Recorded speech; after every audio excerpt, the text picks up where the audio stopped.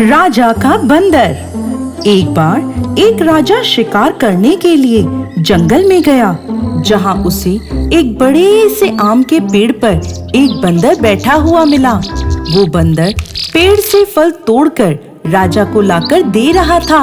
ये देखकर राजा को बंदर पर बहुत प्यार आया। वो उसे अपने साथ अपने महल में ले गया। देखते ही देखते वो दोनों अच्छे दोस्त बन गए।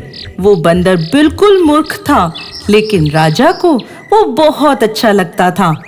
बंदर को देखकर महल में रहने वाले सभी सिपाही और दास दासी आपस में बात करते थे।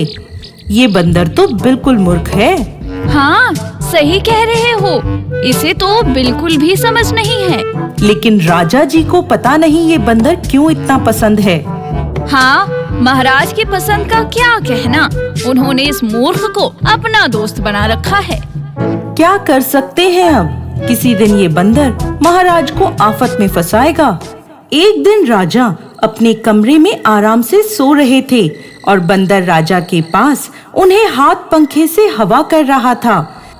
इतने में उसने देखा कि कहीं से एक मक्खी उड़ती हुई आई और राजा के पास आकर उसकी नाक पर बैठ गई।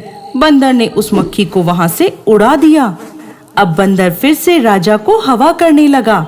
थोड़ी देर बाद वो मक्खी फिर से उड़ती हुई आई और राजा की नाक पे बैठ गई। एक बार फिर बंदर ने उस मक्खी को उड़ा दिया। अब वो मक्खी बार बार इधर उधर उड़ती वापस आकर राजा की नाक पर बैठ जाती।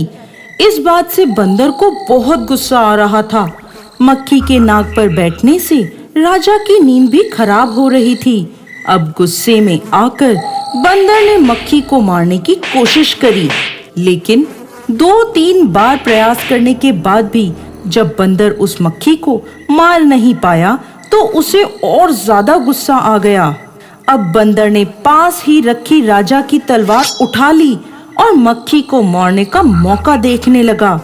कुछ देर बाद जैसे ही वो मक्खी फिर से आकर राजा की नाक पर बैठी, इस बार बंदर पहले से ही तैयारी में बैठा था। उसने आव देखा ना ताव, सीधे तलवार से मक्खी पर हमला कर दिया। इस बार भी मक्खी वहां से उड़ गई। इस बार भी मक्खी तो नहीं मरी, लेकिन तलवार से राजा की नाक कट गई। अब वो बुरी तरह घायल हो गया। गुस्से में आकर राजा ने उस बंदर को वापस जंगल में भिजवा दिया।